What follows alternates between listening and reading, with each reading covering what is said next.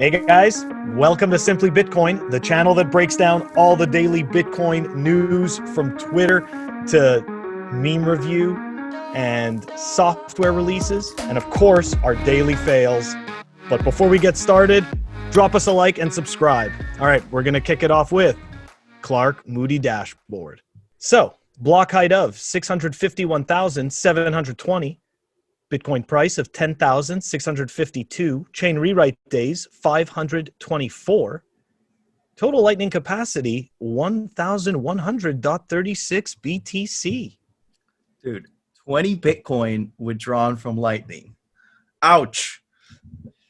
Satoshi hasn't made an appearance in so long. You know what? Remember, it's the trickle, right? It's the trickle. I know. I'm just so used to number going up. I know. It's like we get a big bump in that, and it's like wow, and then all of a sudden you see it kind of like trickle off, you know. So remember, we wanted 1,000 for so long, and now we're just like keep going higher. Bitcoiners always want more. It's funny. Of course. Okay, Phil, it's time for the daily fail.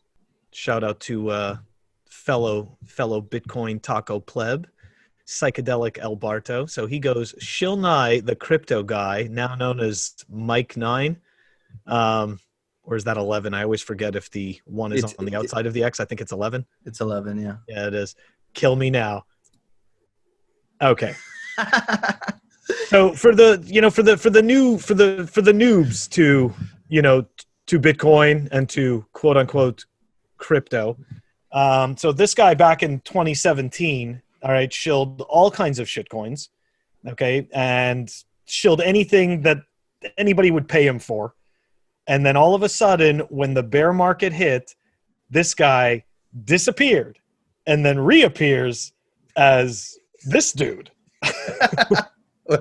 Supposedly now he's making music. So, I mean, good on him for reinventing himself. But you just, this goes back to the whole thing about not having heroes in Bitcoin, because these guys, there's so many of them and they're totally fly by night.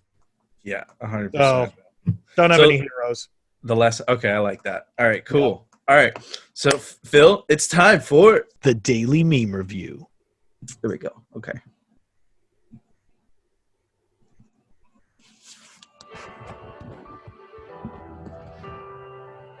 For we meet in an hour of change and challenge, in a decade of hope and fear. For the eyes of the world now look into space, to the moon, and to the planets beyond. We have had our failures, but so have others, even if they do not admit them. To be sure, we are behind, and will be behind for some time. But we do not intend to stay behind, and in this decade, we shall make up and move ahead. What a speech. But why, some say, the moon? Why choose this as our goal? We choose to go to the moon. We choose to go to the moon. We choose to go to the moon in this decade and do the other things. Not because they are easy, but because they are hard. Because that goal will serve to organize and measure the best of our energies and skills. Because that challenge is one that we're willing to accept, one we are unwilling to postpone, and one we intend to win. The great British explorer George Mallory, who was to die on Mount Everest, was asked why did he want to climb it. He said because it is there. Well, space is there, and we're going to climb it. And the moon and the planets are there, and new hopes for knowledge and peace are there. And therefore, as we set sail, we ask God's blessing on the most hazardous and dangerous and greatest adventure on which man has ever embarked. Okay. Wow. Wow. Goosebumps. Wow. Okay. Goosebumps. So I just want to say that source material is ridiculous. Yeah. Okay. So love that he used JFK's speech. I mean, that source material you're not going to beat that, dude. That's like one of the best speeches of all times. No, that was an easy one. All right. So Phil, what are you going to give it? Oh, that was a very easy one. You ready? I'm ready. 10. That's a 10. Wow. Okay. Absolute 10. So I totally lost my marker, so I'm totally going to add this in the edit. I'm gonna give it a 9. Where the hell did my marker go? Anyways, why do you give it a 10, Phil? Oh man, I mean, so okay. First of all, excellent symbolism, very well done. Secondly, the audio, JFK. Anybody can think whatever they want, but JFK was a very interesting individual, had very interesting speeches, and warned of today's predicament vaguely in a speech he did back in, I believe it was 1963. Oh yeah, which like, I think it was called the Press and the Public. Okay, and he was talking about how I could the be press. wrong about the year, but it was very interesting. It just has to do with the military industrial complex and how we are being coerced. So Exactly, because it was a very interesting speech to come from a president. And is it because the same companies own the media companies as well as the weapons companies or the weapons manufacturing companies? A lot of those things, yes. Because you got to remember the same people that fund all of these things, are central bankers. Evil motherfuckers.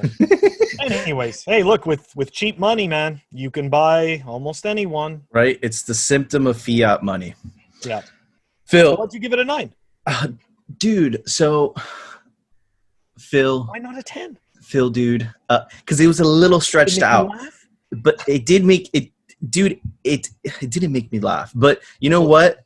It was a little stretched out for my taste. Yeah. That's why I didn't give it a 10. It was but it was because of the speech. The speech, you had to go by the speech. So maybe if I didn't lose my marker and I wasn't in a bad mood because I lost my marker, I would have given it a 10. But for now, it's a 9.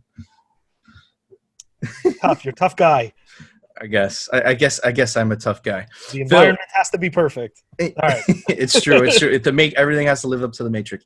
Phil, it's time for the Daily News, sponsored by.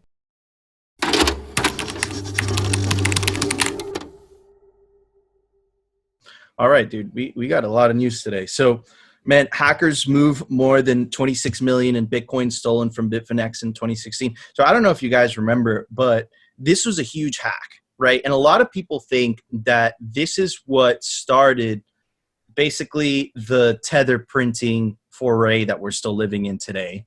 That, Tether has up to 15 billion, but a lot of people don't know that they actually started printing Tether because Tether and Bitfinex are actually the same company, right? So what a lot of people don't know is that after Bitfinex got stolen, the way that Bitfinex made their customers whole is that they took a haircut off everybody's Bitcoin balance. I think they took like 10, 20%, and then they kept the exchange above water. They also launched a shitcoin called Leo, right? And they also launched Tether, right? Whether you agree with Tether, whether you don't agree with Tether, but the news of today is the hackers that actually stole money from Bitfinex just started moving Bitcoin recently. So it's kind of a catch up. So another one, this kind of plays a little bit close to my heart. Riot buys more than 2,500 more Bitcoin miners in largest fleet expansion ever. Guys, 2,500 miners is a lot, but it's not huge. Okay. So it's a big purchase, but it's not huge. It's not huge, right? When I start hearing 10,000, 20,000, I'm like, okay, that's a big deal, right? Because for my experience, those are the big mines. So it's kind of a big deal because, Riot is a publicly traded company. As you could tell, they've followed the life and the death. You wouldn't call it a death. I would call it I remember a recharge. So, they're a publicly traded company and, they're called Riot Blockchain. Like, I bet you they're going to change that to Riot Bitcoin or something. All right. So did they pump on this news? They pumped in 2017. So this pump I know, but on that news that you're talking about right now. No, not at all. Nothing. Yeah. But it is newsworthy. And this is more details of what happened. So in terms of hash rate, in terms of the hash rate that they own, man, that's a lot of hash rate. That's a lot of energy. And, as a Bitcoiner, this is just good news for you. I can't find the exit button. No, I don't accept your cookies.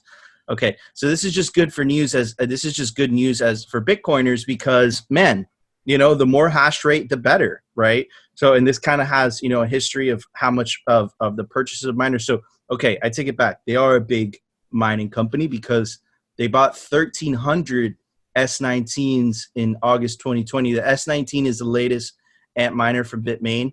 So, man, it's a huge purchase, and it's just better for Bitcoin, man. The more miners on the Bitcoin blockchain, the more security, right? And that's where the value proposition comes from. So overall, it's good news for today, other than the Bitfinex hack. But, you know, who cares about what happens to Bitfinex, right? So what do you think about all this, Phil? Oh man, it's just a flurry, right? There's so much coming in. Okay, so the riot news, I just, you know, I mean, back when this happened in 2017, I mean, you know, it's no surprise that you see companies like that come along. Every single technology boom brings along these types of companies.